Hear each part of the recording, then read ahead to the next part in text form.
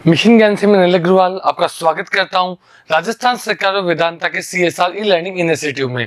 प्यारे बच्चों, आप लोगों को आज मैं लेखा शास्त्र क्लास 12th का चैप्टर नंबर 3 साझेदार के अवकाश ग्रहण और मृत्यु पर लिखे आज आपको मैं तैयार करवाने वाला हूं। तो प्यारे बच्चों, खोल लीजिए अपनी पुस्तक और उठा लीजिए नोटबुक और पेन और शुरू करते हैं हम चैप्टर नंबर 3। इससे पहले हम चैप्टर नंबर 1 और चैप्टर नंबर 2 कंप्लीट कर चुके हैं, तो शुरू करते हैं चैप्टर नंबर 3। तो प्यारे बच्चों, इस पहले पार्ट में मैं आपको साझेदार के अवकाश ग्रहण के बारे में पढ़ाने वाला हूं। तो चलिए शुरू करते हैं साझेदार का अवकाश ग्रहण। अवकाश ग्रहण जब कोई साझेदार स्वेच्छा से वृद्धावस्था, अस्वस्थता, पारस्परिक मतभेद, आपसी सहमति अथवा अन्य किसी भी कारण से, यानी कोई भी साझेदार अपनी इच्छा से, वृद्धावस्था की वजह से, अस्वस्थता की वजह से या किसी मतभेद की वजह से, कोई भी ऐसा कारण जो सूटेबल कारण है जिसकी वजह से उस व्यक्ति को व्यवसाय से अलग हो जाना चाहिए, तो वह कहलाता है साझेदार का अवकाश ग्रहण। अवकाश ग्रहण करने वाला साझेदार बाहर जाने वाला साझेदार यानी आउटगोइंग पार्टनर कहलाता है। साझेदारी अधिनियम 1932 की धारा 32(1) आपसे पूछा जा सकता है कि ऐसी कौन सी धारा के अंतर्गत आपको अवकाश ग्रहण करने की परिस्थितियां दी गई है। तो साझेदारी अधिनियम 1932 की धारा 32(1) के अनुसार ऐसी कौन कौन सी परिस्थितियां हैं जिनमें साझेदार अवकाश ग्रहण कर सकता है। तो यहाँ हम साझेदार के अवकाश ग्रहण करने की परिस्थिति के बारे में बात करेंगे। तो जब समस्त साझेदार की सहमति हो, यदि सभी साझेदार सहमत हो कि साझेदार को पृथक हो जाना चाहिए, अवकाश ग्रहण कर लेना चाहिए, तो भी कोई साझेदार अवकाश ग्रहण कर सकता है। साझेदार के मध्य हुए स्पष्ट ठहराव के अनुसार संलेख, साझेदार संलेख जिसके बारे में हम चैप्टर 1 में पढ़ चुके हैं, साझेदार के मध्य होने वाला लिखित समझौता साझेदार संलेख कहलाता है। इस संलेख में अगर पहले से ही कोई स्पष्ट अनुबंध या ठहराव किया गया है तो उसके आधार पर। और तीसरा, यदि ऐच्छिक साझेदारी, साझेदारी ऐच्छिक किसे कहते हैं, जब साझेदार के मध्य एक इच्छा के आधार पर या जिसका कोई समय निश्चित नहीं है उसके आधार पर साझेदारी होती है, तो कोई भी साझेदार अपने अन्य साझेदारों को अवकाश ग्रहण करने की सूचना देकर भी अवकाश ग्रहण कर सकता है। तो ये 3 ऐसी परिस्थितियां हैं जो साझेदारी अधिनियम 1932 की धारा 32(1) में दी गई है। अब हम पढ़ेंगे ऐसी कौन कौन सी लेखांकन समस्याएं हैं जो हमें साझेदार की निवृत्ति या अवकाश ग्रहण करने पर आने वाली है। तो हम बात करेंगे नया लाभ वजन अनुपात या फायदे का अनुपात। तो आप लोगों को मैं बता दूं मेरे प्यारे बच्चों, जब नया साझेदार प्रवेश करता है तो एक साझेदार के बढ़ जाने से नया अनुपात ज्ञात करना पड़ता है। यहाँ एक साझेदार अवकाश छोड़कर जा रहा है, यानी एक साझेदार के कम हो जाने की वजह से हमें नया अनुपात ज्ञात करना पड़ेगा। और फायदे का अनुपात, जो निवृत्त साझेदार है वो अपना हिस्सा शेष साझेदार को देकर चला जाएगा, यानी कि उनको मिलेगा फायदा।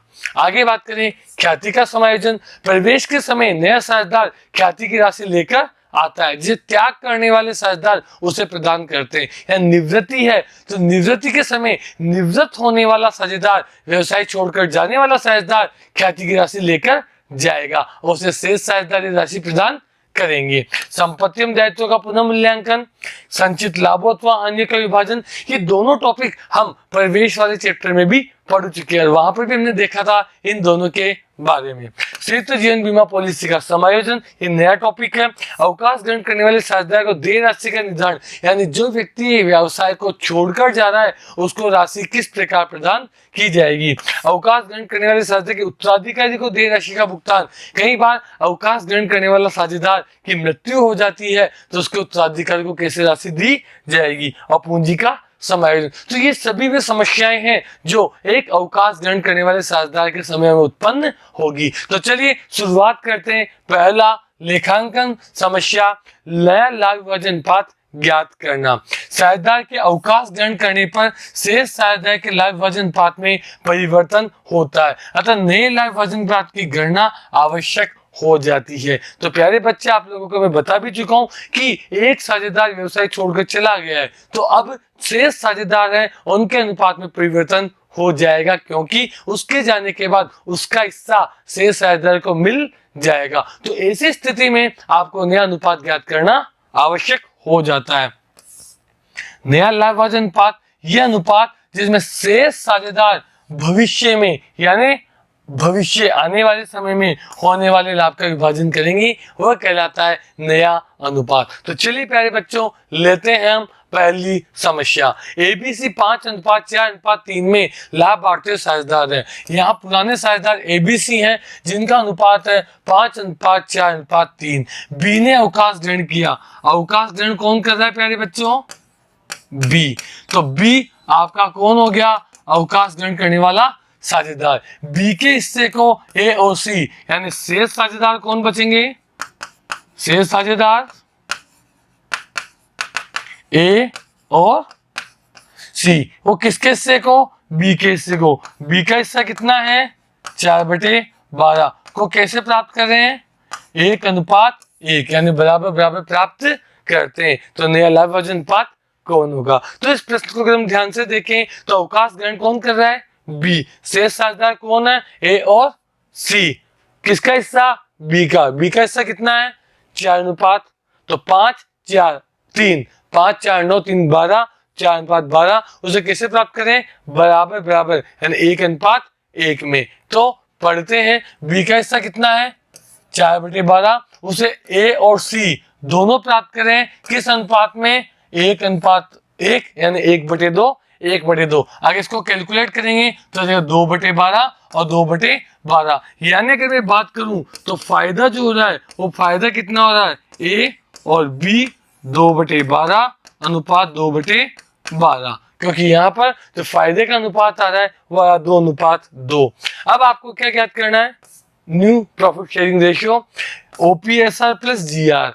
ओपीएसआर ओल्ड प्रॉफिट शेयरिंग रेशियो में जीआर गेनिंग रेशियो। फायदे के अनुपात को इंग्लिश में बोला जाता है गेनिंग रेशियो। कौन सा बोला जाता है प्यारे बच्चों? Gaining ratio. तो नए अनुपात को ज्ञात करने के लिए पुराने अनुपात में हम फायदे के अनुपात को जोड़ देंगे। पुराना अनुपात 5/12 ए का और 3/12 सी का। तो 5/12 और 3/12 में फायदे का अनुपात कितना? 2/12 और 2/12। 2/12 2/12 को जोड़ देंगे, एलसीएम लेके सोल्व करेंगे तो 7/12 और 5/12, यानी नया अनुपात आपका आ जाएगा 7:5। तो प्यारे बच्चों, इस प्रकार आप 7:5 जो आपका नया अनुपात है वो कैलकुलेट हो जाएगा। दूसरे मेथड की ओर चलते हैं। तो दूसरा प्रश्न में कह रहा है ए बी व सी 5:3:2। पुराने साझेदार कौन कौन? A B C. अनुपात 5:3:2। सी अवकाश ग्रहण करता है। तो अवकाश ग्रहण कौन कर रहा है मेरे प्यारे बच्चों?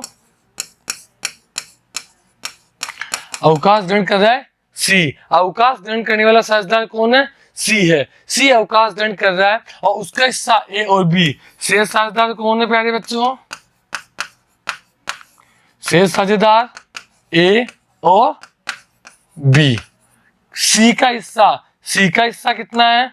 2/10, 5:3:2, 2/10। इसे कैसे ले लेंगे? 2:1 में। 2:1, यानी 2/3 अनुपात 1/3 में प्राप्त करेंगे। तो प्यारे बच्चों, या सी अवकाश ग्रहण कर रहा है और सी का हिस्सा कौन ले रहा है? ए और बी, 2:1 में। तो चलिए देखते हैं कौन निवृत्त हो रहा है? सी। सी का हिस्सा कितना है? 2/10। इसे कौन कौन ले रहा है? ए और बी। तो सबसे पहले हम क्या निकालेंगे? ए और बी का फायदे का अनुपात। सी का हिस्सा 2/10, इसे ले रहे हैं किस अनुपात में? इसे ले रहे हैं ये 2:1, यानी 2/3, 1/3। तो 2/3, 1/3 मल्टीप्लाई का साइन है, सोल्व करेंगे तो जगह 4/30 और 2/30। आगे वही फॉर्मूला आपको निकालना है, new profit sharing ratio, OPSR old profit sharing ratio plus GR gaining ratio. तो आपका ए 5/10, बी 3/10। तो 5/10 और 3/10 में आप जोड़ देंगे फायदे का अनुपात। फायदे का अनुपात कितना है आपका? 4:2, यानी 4:2 को हम जब क्रॉस करेंगे तो आ जाएगा 2:1। तो यह आ जाएगा 5/10 प्लस 4/30, एलसीएम लेंगे 30, सोल्व करेंगे तो आ जाएगा 19/30, 3/10 प्लस 2/10, सोल्व करेंगे तो 11/30, यानी नया अनुपात आपका हो जाएगा 19:11। इस प्रश्न में आपके बी के अवकाश ग्रहण करने पर उसके हिस्से को ए और सी बराबर बराबर यानी आधा आधा प्राप्त कर रहे थे। इस वाले प्रश्न में अगर चलूं तो सी के अवकाश ग्रहण करने पर उसका हिस्सा ए और बी 2:1 में प्राप्त कर रहे हैं। तो इस प्रकार आप जैसी सिचुएशन हो वैसे ही आप क्या ज्ञात कर लेंगे, नया अनुपात। आगे चलते हैं, लाभ प्राप्ति अनुपात। लाभ प्राप्ति अनुपात, अधिलाभ अनुपात, फायदे का अनुपात। यह अनुपात वो होता है, देखो इसका नाम लाभ प्राप्ति अनुपात, अधिलाभ अनुपात, फायदे का अनुपात। यहां पर हमें इसके 3 4 नाम दिए हुए। ये अनुपात जिसमें शेष साझेदार अवकाश ग्रहण करने वाले, किसका, अवकाश ग्रहण करने वाले या मृत साझेदार के भाग को प्राप्त करते हैं। जैसे कि इस प्रश्न में अवकाश कौन ग्रहण कर रहा था पहले बच्चों, सी का हिस्सा कौन प्राप्त कर रहा था, शेष साझेदार ए और बी। किस अनुपात में, 2:1 में खरीद लेते हैं, प्राप्त कर लेते हैं, ले लेते हैं। तो साफ साफ लिखा है कि शेष साझेदार अवकाश ग्रहण करने वाले साझेदार के भाग को प्राप्त करते हैं, तो उसे हम कहते हैं फायदे का अनुपात। इस अनुपात की गणना का उद्देश्य अवकाश ग्रहण करने वाले या मृत साझेदार को दे ख्याति। मैंने पहले भी बताया प्यारे बच्चों, जब साझेदार प्रवेश करता है तो प्रवेश करते समय वो जो ख्याति की राशि लेकर आता है उसे त्याग के अनुपात में वो लेकर आता है, जिसे त्याग करने वाले साझेदार बांट लेते हैं। यहाँ निवृत्ति के समय वो निवृत्त होकर जा रहा है तो निवृत्त साझेदार यहाँ से ख्याति की राशि लेकर जाएगा और वो ख्याति उसे कौन देगा, शेष साझेदार। किस अनुपात में, फायदे के अनुपात में। तो अवकाश ग्रहण करने वाले या मृत साझेदार को देय ख्याति की राशि इसी अनुपात में शेष साझेदार से वसूल की जाती है, यानी इसी अनुपात में बांटी जाती है ख्याति की राशि। चलिए आपके पास एक अत्यंत महत्वपूर्ण, एक मोस्ट इंपॉर्टेंट प्रश्न है जो आपकी स्क्रीन पर है, जिससे आप वीडियो को पॉज करके स्क्रीनशॉट ले लेंगे, अपनी नोटबुक में नोट कर लेंगे, क्योंकि ये प्रश्न कई बार राजस्थान बोर्ड में पूछा गया है। प्रश्न है त्याग अनुपात व फायदे के अनुपात, जिसको लाभ प्राप्ति अनुपात भी कहा जाता है, में क्या अंतर है। तो चलिए हम शुरू करते हैं त्याग अनुपात और फायदे के अनुपात में अंतर। सबसे पहले बात करेंगे अर्थ। इसमें पुराने साझेदार अपने लाभ का हिस्सा नए साझेदार के पक्ष में त्याग करते हैं। जो पुराने साझेदार हैं, जब नया साझेदार फर्म में प्रवेश करता है तो उसको अपना हिस्सा कुछ हिस्सा दे देते हैं, यानी उसके लिए त्याग कर देते हैं। वो था त्याग का अनुपात। इसमें शेष साझेदार अवकाश ग्रहण करने वाले या मृत साझेदार के लाभ के हिस्से को प्राप्त करते हैं। यहाँ शेष पुराने साझेदार जो थे वो नए को हिस्सा दे रहे हैं, जबकि यहाँ शेष साझेदार निवृत्त साझेदार का हिस्सा ले रही हैं। आगे बात करें गणना का समय, ये नए साझेदार के प्रवेश पर ज्ञात किया जाता है। कौन सा अनुपात, त्याग का अनुपात, और ये किसी साझेदार के अवकाश ग्रहण या मृत्यु पर ज्ञात किया जाता है। कौन सा, फायदे का अनुपात। आगे चलें गणना का सूत्र, पुराने अनुपात यानी OPSR में से हम क्या माइनस करते हैं, NPSR, यानी पुराने अनुपात में से जब हम नया अनुपात माइनस करते हैं तो हमारे पास आता है त्याग का अनुपात। लेकिन जब हम NPSR new profit sharing ratio में से OPSR old profit sharing ratio पुराना अनुपात माइनस करते हैं तो हमारे पास आता है फायदे का अनुपात। आगे चलें गणना का उद्देश्य, नए साझेदार के हिस्से की ख्याति। मैंने अभी बताया त्याग के अनुपात में कौन सी राशि बढ़ती है, नए साझेदार द्वारा लाई गई ख्याति की राशि। तो नए साझेदार के हिस्से की ख्याति को त्याग के अनुपात में पुराने साझेदार द्वारा बांटा जाता है। उसी प्रकार जो साझेदार अवकाश ग्रहण कर रहा है, अवकाश ग्रहण करने वाले साझेदार के हिस्से की ख्याति को शेष साझेदार फायदे के अनुपात में बांट लेते हैं। आगे चलें प्रभाव, यह पुराने साझेदार के लाभ के हिस्से में कमी का प्रतीक है। यह बताता है कि पुराने साझेदार के हिस्से में क्या हुई है, कमी हुई है, और उन्होंने कमी किसके पक्ष में की, नए साझेदार के। और यहाँ शेष साझेदार के लाभ में हिस्से में वृद्धि को प्रतीक है, यानी वृद्धि हुई है किसमें, शेष साझेदार के लाभ हानि अनुपात में। और कहां से आया, जो साझेदार निवृत्त होकर जा रहा है वो अपने हिस्सा छोड़कर जा रहा है। तो प्यारे बच्चों, इस प्रकार हमने नया लाभ हानि अनुपात और फायदे के अनुपात को सीखा। तो प्यारे बच्चों, अगले टॉपिक में मैं आपके लिए लेकर आऊंगा ख्याति का लेखांकन। बने रहिए मिशन ज्ञान के साथ।